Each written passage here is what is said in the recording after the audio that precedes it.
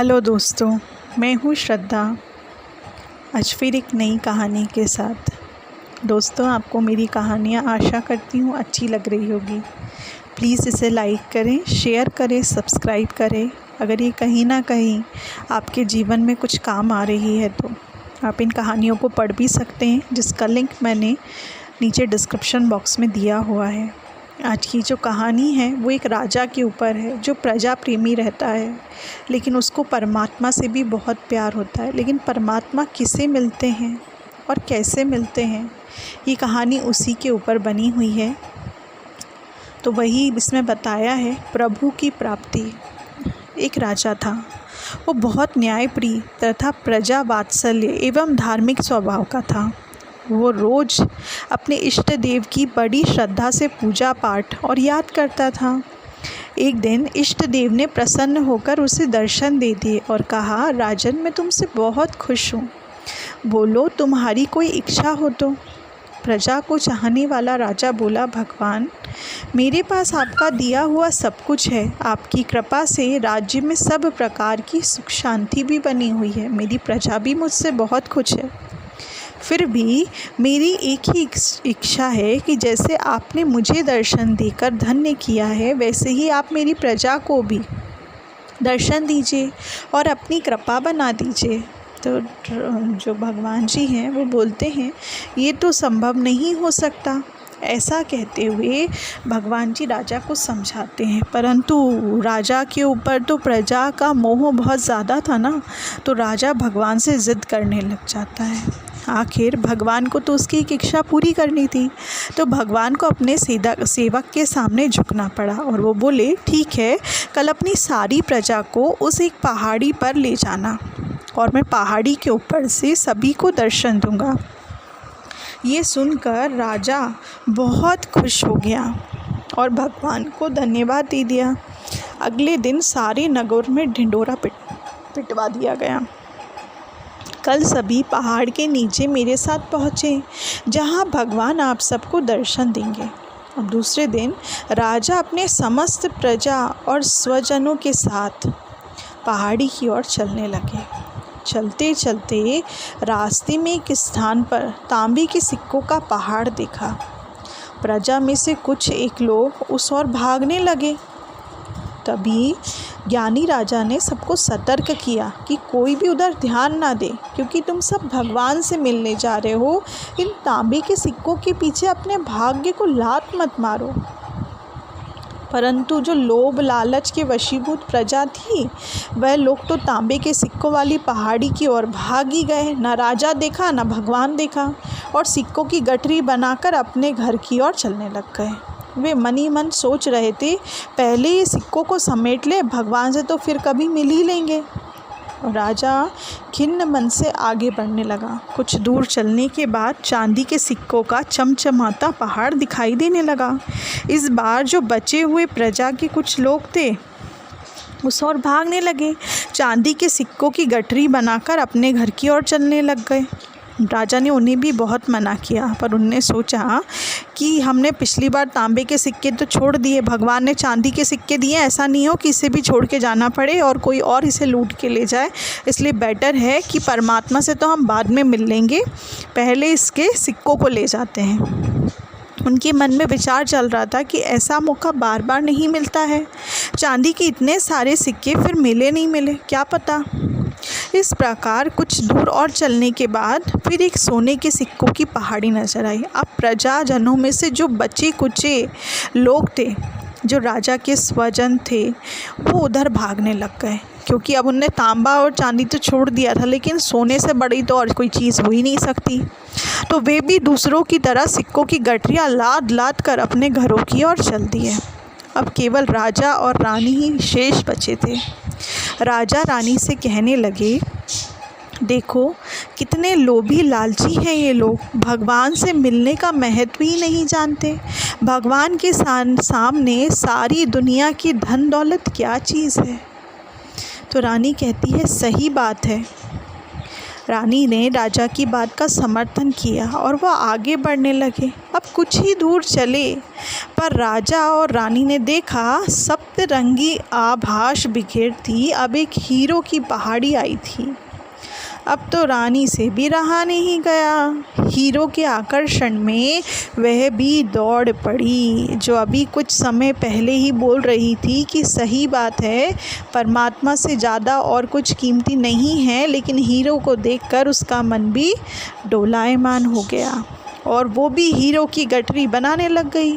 फिर भी उसका मन नहीं भर रहा था तो साड़ी के पल्लू में भी बांधने लग गई। वजन के कारण रानी के वस्त्र देह से अलग हो गए, परंतु हीरे की तृष्णा अभी भी नहीं मिटी थी। यह देखकर राजा को अत्यंत ही ग्लानि और दुख हुआ। अब बड़े दुखद मन से राजा अकेले ही आगे बढ़ते गए। वहाँ सचमुच भगवान खड़े होकर इंतज़ार कर रहे थे। राजा को देखते ही भगवान मुस्कुराए और पूछा, कहाँ है तुम्हारी प्रजा और तुम्हारे प्रियजन? मैं तो कब से उनसे मिलने के लिए बेकरारी से उनका इंतज़ार कर रहा हूँ। राजा ने शर्म और आत्मग्लानि से अपना सिर झुका दिया। तब भगवान ने राजा को समझाया, राजन, जो लोग अपने जीवन में भौतिक सांसारिक प्राप्ति का मुझसे अधिक महत्व रखते हैं, उन्हें मैं कभी प्राप्त नहीं हो सकता। वह मेरे स्नेह तथा मेरी कृपा से सदा ही वंचित रह जाते हैं। दोस्तों, इस कहानी का सार यही है, जो जीव अपनी मन बुद्धि और आत्मा से भगवान की शरण में जाते हैं, वह सब लौकिक संबंधों को छोड़ के प्रभु को अपना सर्व संबंधी सब कुछ मानने लग जाते हैं और इसीलिए वो भगवान के प्रिय बन जाते हैं। अगर आप ये लौकिक वस्तुओं से प्रेम करेंगे, हीरे जवाहरात, सोने चांदी, तांबा पीतल, ये सब यहीं रह जाने वाला है। सोचिए, जब आप क्या मरेंगे तो ये सब अपने साथ लेकर जाएंगे। लोगों, आपके अंदर दफनाई हुई कब्र में से भी ये सोने हीरे जवाहरातों के हार चोरी कर लेते हैं। जब आपको जलाया जाता है तो वो अंगूठी, सोने की चेन, घड़ी सब निकाल ली जाती है, चाहे वो अरबों की हो, खरबों की हो या 1 रुपए की हो। आपको उन सोने हीरों के सिक्कों पर नहीं जलाया जाता, उन लकड़ियों के ऊपर जलाया जाता है। सोचिए, जो चीज़ें हमारे साथ जाने वाली ही नहीं हैं, तो हम क्यों उसे याद करें, क्यों उधर अपना मन भटकाएं। मैं आपसे ये नहीं बोलूँगी कि कमाना ज़रूरी नहीं है या आप ये सब छोड़ कर के संसारिक सुविधाएं जो हैं उसको छोड़ कर के सन्यासी बन जाएं। मैं आपसे सिर्फ इतना कहूँगी, जितनी ज़रूरत हो उतना ही कमाएं, लालच ना करें। जो आपके परिवार के लिए पर्याप्त हो उतना ही करें, भागे नहीं, क्योंकि ज़िंदगी की भाग दौड़ तो आज हर कोई कर रहा है।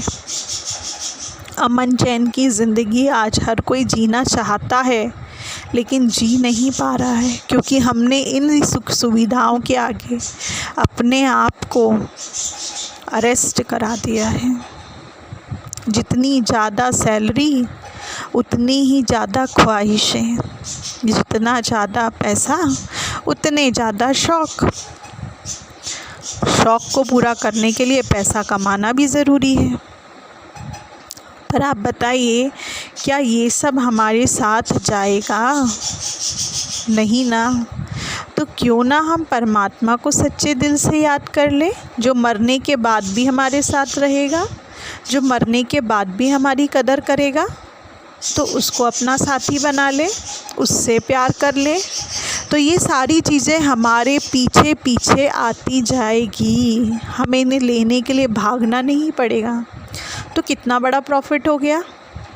एक तीर से 2 निशाने। परमात्मा के पीछे पीछे हम जाते हैं तो वो परमात्मा का प्यार भी मिल जाता है और साथ ही साथ धन दौलत हीरे जवाहरातों के ढेर लग जाते हैं। और अगर सिर्फ हीरे जवाहरातों के पीछे, धन दौलत के पीछे भागते हैं तो आप देख ही रहे हैं सबके पैसे कहाँ हैं लॉकडाउन में, बैंकों के अंदर। क्या वो यूज़ कर पा रहे हैं? क्या एटीएम से निकाल पा रहे हैं? कोरोना फैल रहा है। क्या हुआ उन पैसों का, इन दौलत का? क्या यूज़ कर पा रहे हैं आप उसे?